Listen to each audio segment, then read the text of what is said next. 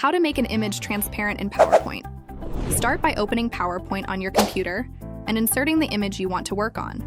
So you've inserted your picture into PowerPoint. To begin, click on the picture. Once selected, you'll notice that the Picture Tools Format tab becomes available at the top of your screen. Now, click on Transparency, which you will find in the upper menu. There will be 7 preset transparency options displayed on your screen. The percentages, ranging from 0 to 95, signify the degree of transparency. Click on the preset that suits your preferences. Immediately after, you'll see your picture's transparency change according to your selection. Neat, right?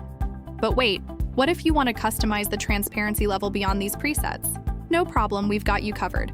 In the Transparency section, click on Picture Transparency Options. This command opens up the Format Picture pane. You'll notice the transparency slider in this section. Drag it rightward to decrease or lower the opacity of the picture. Watch as the picture's transparency adjusts in real time as you slide. Stop at the level of transparency you prefer. And there you have it.